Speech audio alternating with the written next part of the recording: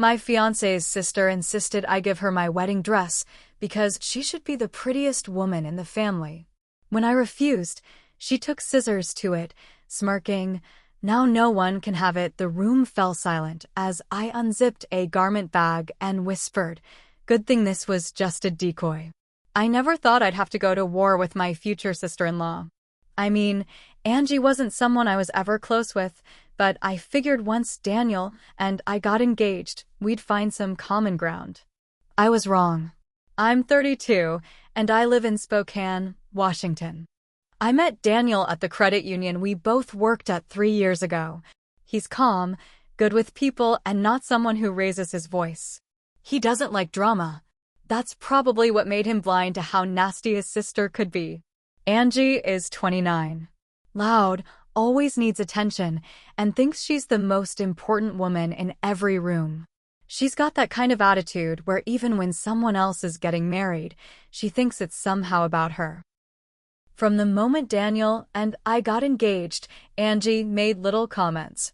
She didn't say congrats with a smile or hug me. Instead, she said, "Wow, I didn't think Daniel would settle down this soon," like it was some big mistake or surprise. I shrugged it off. At the time, I thought she was just awkward. But then she started making jokes about weddings. Like, "I'm gonna look better than you at your own wedding, Rachel." Or, "Hope you don't mind if I steal a little attention." I mean, I am the prettiest woman in the family. That one hit me in the gut. But I laughed it off.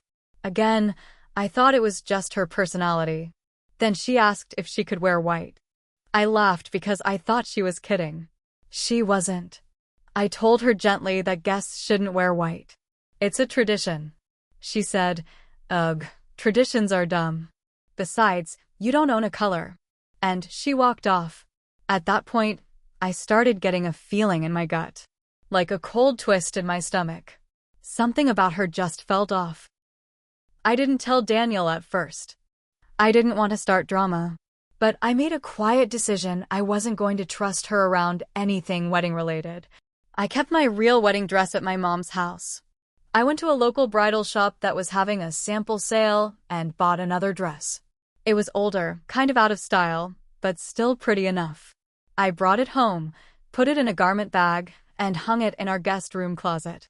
That was the one I let people see. That was the one I let Angie see when she visited. 6 weeks before the wedding, Angie showed up at our house. She said she had some centerpiece samples she wanted to show me. I wasn't home, Daniel was, and he let her in. He thought she was just being nice. While he was upstairs on a Zoom call, she was downstairs, cutting up the dress. When I got home 20 minutes later, I found her in the guest room. The dress was destroyed. Lace torn to ribbons, beadings scattered on the floor, the hem in pieces. Angie was holding scissors. And she was smiling. Not a crazy grin. Just a smug little smirk, like she'd won something. I didn't scream. I didn't move. I just stood there, staring at the mess. She looked at me and said, "Now no one can have it." "Maybe next time don't be so selfish, Rachel. I should be the prettiest woman in the family." I felt Daniel come up behind me. He was breathing heavy. "What the hell did you do?" he asked her. She just rolled her eyes. "Oh, come on. She was never gonna let me wear it. She's not even that pretty. This way, it's fair." I didn't say a word. I walked over to the closet. I unzipped another garment bag. This one I had brought home just that morning after checking it one last time at my mom's. The real dress. I held it up. It was perfect. Clean. Untouched. I looked at her and said, "Good thing that was just a decoy." Her smirk disappeared.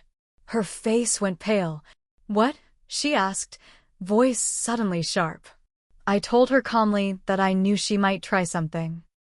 That I'd watched her, listened to her comments. And I wasn't going to let anyone ruin my day. She started yelling. "You set me up. You made me look like the bad guy. You're sick, Rachel." I didn't respond. Daniel stepped between us and told her to get out. She didn't move at first. Then she threw the scissors down and stormed out. slammed the door so hard a picture fell off the wall. I stood there in silence. My hands were shaking. I should have felt victorious. But I didn't, because that was only the start of what she'd do. 2 days after the dress incident, Daniel's mom called me. I could hear the edge in her voice before she even said hello. "Rachel, I need to talk to you. About what happened with Angie." I took a breath. "Sure. What about it?" She sighed like I was the one being difficult. "She's devastated. She told us you set her up. That you manipulated the whole situation just to embarrass her. She's crying, saying you hate her." I paused. "Did she mention the part where she destroyed my dress?" "She said it was an old one. She thought it didn't matter. She cut it up with scissors, Cindy." She went quiet. "She said I deserved it," I added. "That I wasn't letting her be the prettiest woman in the family." "I'm not making this up." Cindy was silent for a few seconds, then said, Maybe this whole wedding thing is just too stressful for everyone." I wanted to scream, but I didn't. I just thanked her for calling and hung up. Later that night, Daniel and I had our first real fight. "I'm sorry about what my sister did," he said, "but can we just try to move on? It's not worth tearing the family apart over." I stared at him like he'd grown a second head. "She destroyed my dress." She smiled while she did it. "And you want to move on like it's nothing?" He rubbed his face. "It's not nothing, but it's not like we're pressing charges." That hit me hard. "Should we be?" I asked. "Because I have photos. I have witnesses." "You saw her do it." He looked away. "She's your sister, Daniel. But she's not a child. She knew what she was doing." He didn't answer. That night, I couldn't sleep. I kept thinking about that smirk on Angie's face. The way she said, "Now no one can have it." But I wasn't done. I started documenting everything. Screenshots of texts, emails, photos of the destroyed dress, even video from our doorbell cam that showed her walking in with nothing and leaving with a pair of scissors in her hand. I wasn't planning to use it. Not yet. But I wasn't going to be caught off guard again. 3 weeks before the wedding, my friend Tasha called me in the middle of the day. She sounded pissed. "You're not going to believe this," she said. "What?" "I just saw Angie at Bridal Elegance. She was there with a guy, telling people she was getting married that same weekend. Same date as yours." I felt my stomach drop. "You're sure?" She said it out loud. I was 10 feet away. She was trying on this big satin gown and telling the clerk she was doing a surprise wedding. That night, I confronted Daniel. "She's planning something. I don't know what. But it's not over." He didn't want to believe it. But the next day, we got a save the date in the mail. Addressed to Daniel and Rachel. From Angie. Date: our wedding day. Location: a park downtown. Same time as our ceremony. I showed it to Daniel. His jaw clenched. "Finally," he said, "what the hell is she doing?" I laughed, but there was no humor in it. "She's trying to steal our day." Daniel called Angie that night. I could hear his voice from the other room, calm at first, then rising. He kept saying, "Why are you doing this? And what are you thinking?" And then, finally, "You're not right in the head, Angie." That last one hit hard. When he came back into the room, he looked like he'd just been in a fistfight. His hands were shaking. "She said it's her day too," he told me. "She said if we get to be happy, then so does she. She said she's tired of being the forgotten sibling." I asked him what that even meant.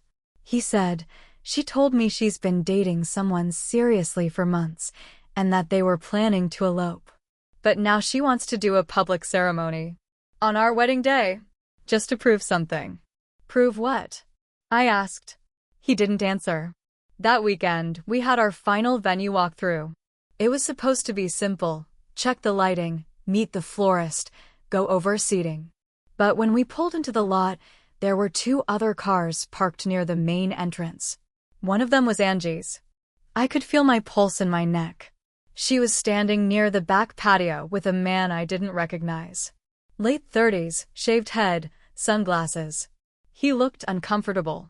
She was holding a folder and waving her arms, pointing at different parts of the lawn. When she saw us, she didn't flinch. Just smiled that same smug smile and said, "Hey guys.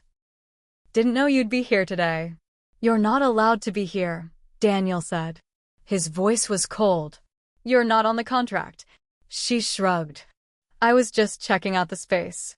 Thought maybe we'd take pictures here too." "You're not getting married here," I said. "You're not getting married that day. And if you try to crash my wedding, I swear to God." "Oh, calm down," she cut me off. "You already won. You got the guy. You got the fancy dress. Let me have one thing." I stepped toward her. "You tried to ruin my dress. You mailed out fake invites to my wedding date. You've done everything to mess this up. And now you're pretending you're the victim." The man with her looked uncomfortable. "Angie, maybe we should go." "No," she said, glaring at me. "I'm not going to be invisible. Not again." Then she said something that made my blood run cold. "You think this is just about a dress? About a date? You don't get it. He was mine first." I blinked. "What?" Her eyes were locked on Daniel. "You knew," she said, her voice shaking. "Back in college. You knew I liked him. You knew I was going to make a move." Daniel looked like he'd been slapped. "What the hell are you talking about?" "You always took what I wanted," she hissed. "Every time I liked someone, you ended up dating them. And then you bring her into our family? And expect me to smile and clap and watch it all happen again." I couldn't believe what I was hearing. She wasn't just jealous of me. She was jealous of Daniel. Of Daniel and me together. She turned to her date and said, "Let's go. These two are just going to lie and pretend they didn't steal everything from me." Then she walked off. Like none of it mattered. Like she hadn't just dropped a bomb and left it smoking. Daniel sat in the car for 10 minutes without speaking. When he finally did, he whispered, "I think she's sick." Like, actually sick. 3 days before the wedding, my mom's front porch was vandalized. Shaving cream on the windows. Toilet paper in the trees. The words "Bridezilla" and "Homewrecker" written in red lipstick across her garage door. My mom called me crying. I drove over, took photos of everything, and called the police. They said they couldn't do much without proof of who did it. But I already knew. I pulled up my doorbell cam footage from 2 nights ago. Clear as day, Angie wearing a hoodie, carrying 2 bags, looking around before she started her little project. I saved the video, made backups, and sent it to the police. I didn't care if it was just a misdemeanor. I wanted it on record. I also sent it to Daniel. He didn't even reply. Instead, that night, he came to me with a serious face and said, "Rachel, I think we need to talk." My stomach dropped. "You're not thinking of calling off the wedding, are you?" "No," he said quickly. "Not that. But we can't ignore this anymore. She's not going to stop. Not unless we make her." I looked at him. "What are you saying?" He pulled out his phone and showed me a draft email. It was addressed to his entire extended family. Cousins, aunts, uncles, even a couple of old family friends. Attached was the video of Angie cutting up the dress. Another of her vandalizing my mom's house. Screenshots of her texts about outshining me and claiming her spot. And a final line from Daniel, "To our family, I know this may be hard to read, but I'm tired of protecting someone who doesn't care about the damage she causes. This is why Angie is no longer welcome at our wedding." My heart pounded. "Are you sure about this?" He nodded. "She's done this stuff her whole life. To friends. To family. Everyone just shrugs it off. No one ever tells the truth. I'm done letting her hide behind being the loud one or just emotional. This ends now." I hit send for him. It took 5 minutes before the replies started. Some people were shocked. A few asked if it was a joke. But most? They thanked us. Said they were tired of Angie's chaos. Said she'd ruined holidays, started fights, spread lies for years. One cousin wrote, "I can't believe it took this long. I'm proud of you both. We felt free. But Angie didn't. She showed up at the venue the morning of the wedding. Not in a dress. In a hoodie. Jeans. Hair wild. Face flushed. She tried to push past the security we'd hired. Yes, we'd hired security. That's how far we'd come. I need to talk to my brother, she kept yelling. Let me talk to him. Daniel came out, calm as ever. He didn't yell. He just looked at her and said, "You're not coming in, Angie." "You're really doing this," she screamed. "You're choosing her over me?" "No," he said quietly. "I'm choosing peace over chaos. I'm choosing the future over the past." She looked at me, eyes burning. "You think you've won. You think you're so clever. You played this game like a snake." I stared right back. "No. I just got tired of being nice." She laughed, then started crying. Big, heaving sobs that didn't match her face. The security guard gently led her away. That was the last time I saw her. The wedding? It was beautiful. Peaceful. Not perfect, but real. But there's one more thing. A month later, I sent Angie an invoice. $1,275. The cost of the ruined Decoy dress, plus cleaning, storage, and damages to my mom's property. She never paid it. So I took her to small claims court. I won. She didn't show up. The judge ruled in my favor, and I got every penny. Even the court fees. It's not about the money. It's about making a statement. I'm not afraid of her anymore. And I don't care if she's family. Some people don't get to hurt you just because of blood. And me? I kept both dresses. One as a memory. The other as a warning.